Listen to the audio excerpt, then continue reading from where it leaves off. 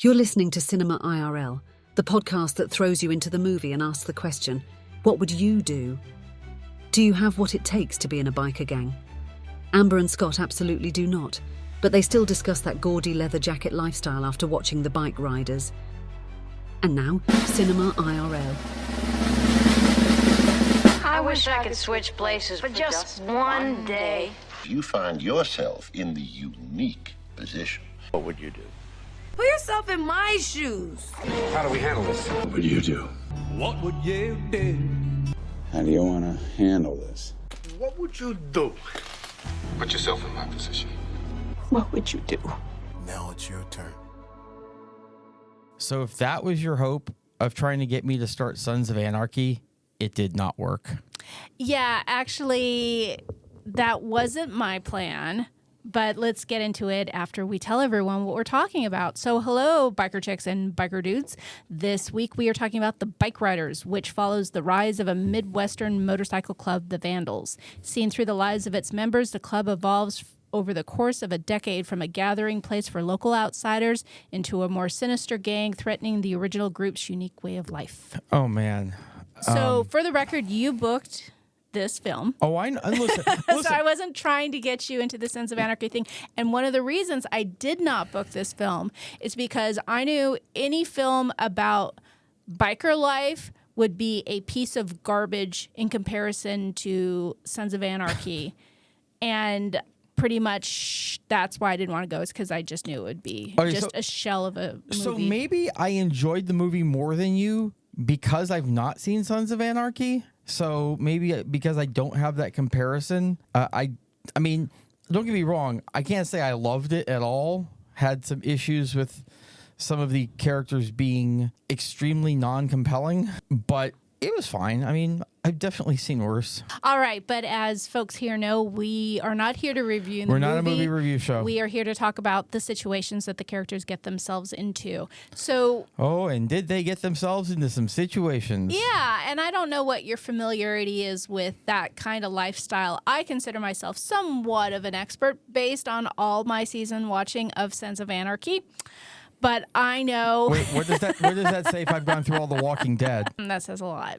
So what are you talking about? This is a lifestyle, and as the movie started, it was just a bunch of guys who liked riding bikes. And as time progressed and other people joined, the culture of the club evolved into what we ultimately see on Sons of Anarchy, with gun running and drug running and murders and all kinds of messy stuff. Well, I mean, when you start with a name like the Vandals, like it wasn't the churchgoers. I haven't found the LA Sparkling Ponies on there riding bikes. I mean, you kind of start with a name. It's a self-fulfilling prophecy. And Vandals is honestly one of the tamer ones you're going to find out there.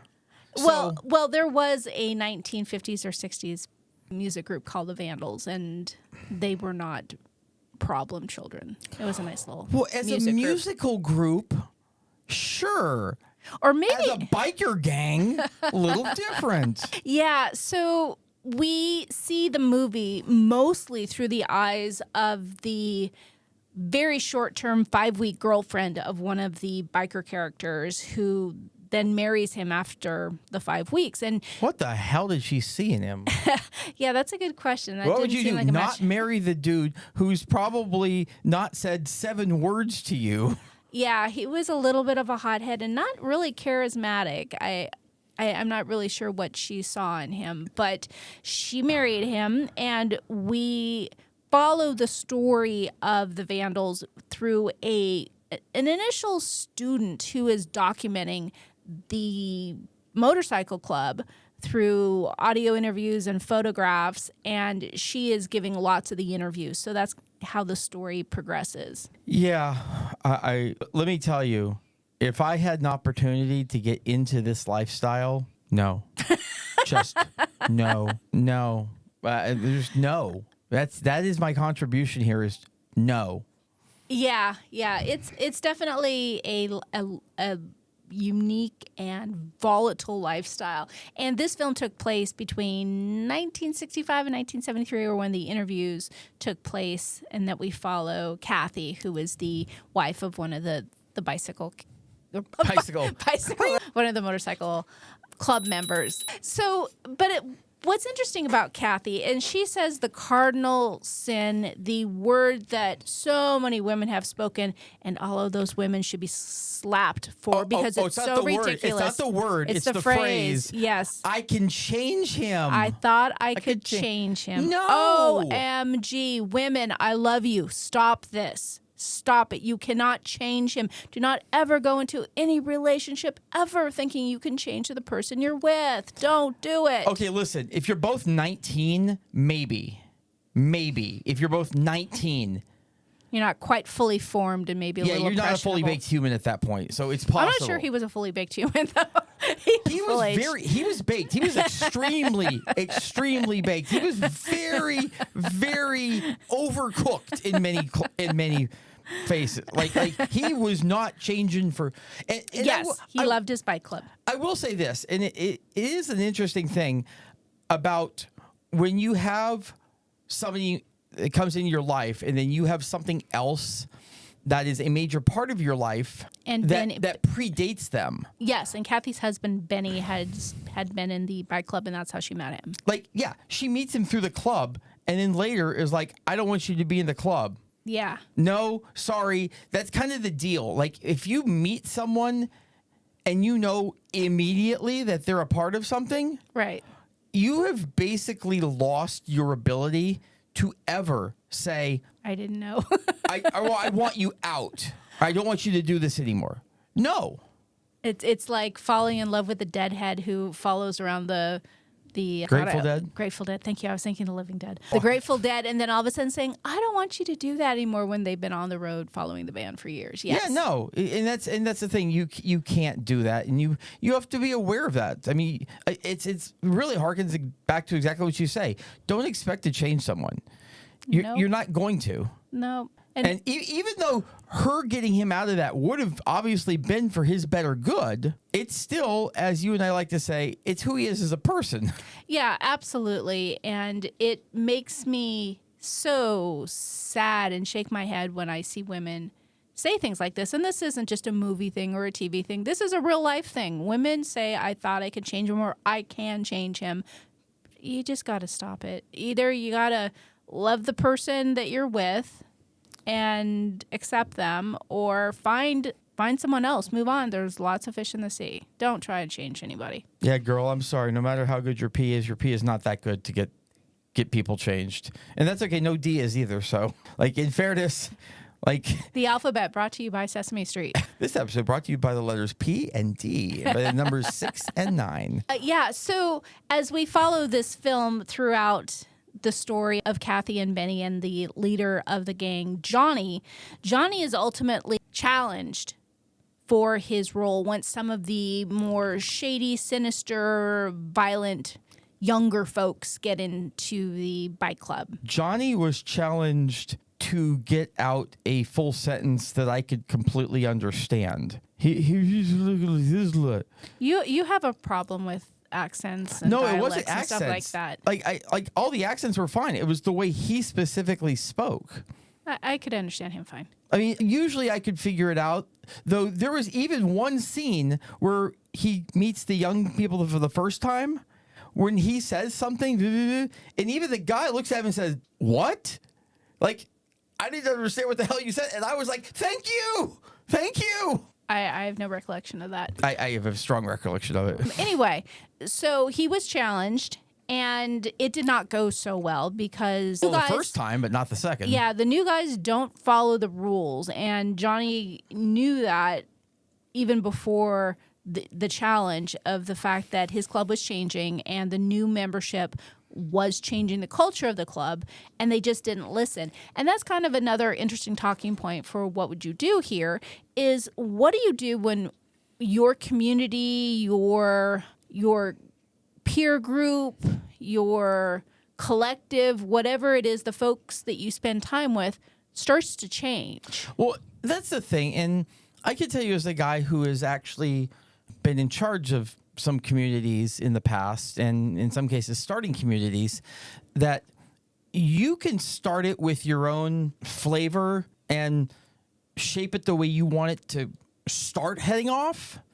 But there does eventually hit a point where it will become bigger than the person who started it, and it will start to take on a personality of its own, and that personality may not necessarily vibe with the person who started it. I mean, you actually see this in companies all the time, where you have somebody who founds a company, they make it huge, and then eventually they oust him because his views or her views no longer align with where, say, the board is and everything. Yeah, there's certainly been many instances where high-profile founders get fired from their own companies. Yep. So yeah, you can only control it for so long, and you did actually see this, I think, really well through the movies, that when it was small, he was able to shape it exactly the way he wanted. But once it started getting a little too wide, once he allowed chapters to spring up in other cities, then he lost control of who got into the club. And so a guy that he had denied entry into the club managed to get into the club through a local chapter. Yeah, he went to Milwaukee. And that's the one who ultimately challenged him to be in charge of the club, and ultimately, spoiler, killed him. Well, he brought a gun to a knife fight. He did. He brought a gun to a knife fight, so it did not end well for Johnny. But it's an interesting observation on how what someone can lovingly build, how it can morph and devolve over time once the community starts taking ownership. Yeah, no, it is. And they had new members come in who were doing hard drugs, who tried to rape Kathy. Okay, in fairness, they thought she was the other girl who was in originally for wearing a the good time. dress. But after screaming no and grabbing onto the door frames, and I think at that point you can't claim that girl's looking for a good time. Even if you were confused or there was a misunderstanding, any girl screaming no and grabbing onto the door so you don't drag her off, I don't think's willing. I mean, I would say yes. You're right. I have a feeling that 60s and 70s biker gang culture might not necessarily... Wasn't quite as woke, but no has always meant no. So... Well, no is supposed to have always meant no. And at certain times, it meant no, but that doesn't mean that's what other people were hearing. Yeah, no always meant no. A girl says no, it means no. So the end of the film, basically, we find one of our characters, Benny, Kathy's husband, out of the gang just because of circumstances. And yeah, he walked. I mean...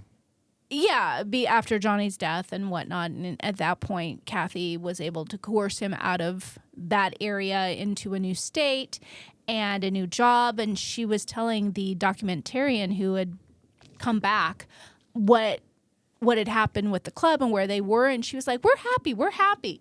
And then you see Johnny, and Johnny's having a conversation with someone, but then Johnny tunes out and he just hears the vroom, vroom of motorcycles. So...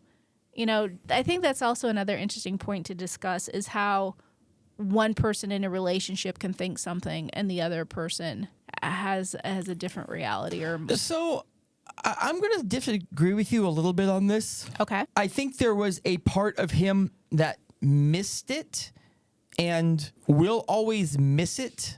Mm-hmm.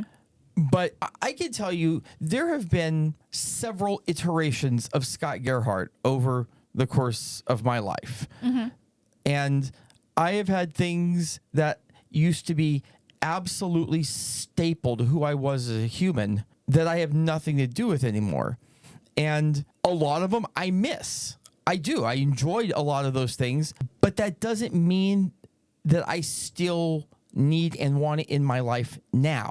Right. So I feel that that's kind of where he was like, hey, I do miss this. I miss the days when I was able to do this and it was great. I was hanging out with my friends, but we're past that now. I will agree with you. I do think that's definitely a valid point. I guess I'm thinking a little bit more specifically about the character Benny, because although he got married to Kathy, there definitely didn't seem to be any courtship or love or affection or any sort of real relationship there at all. So I'm not when sure she- Benny was capable of it. Yeah, so when she says we were happy, I guess my comment is more directed at, I don't know if Benny's capable of being happy. Yeah, no, I think you're right. Like, I think was incapable of it. Yeah. So I guess my final thoughts on this episode is, what would you do? I would not join a bike club. No, I am not. So if you want to bring that Hell's Angels stuff up in here, Vroom, vroom. hard pass. We hope you enjoyed our episode. Thank you for listening. And to catch all the new episodes, please subscribe. We release 2 to 3 episodes weekly, so we'll have new content regularly. Until next time.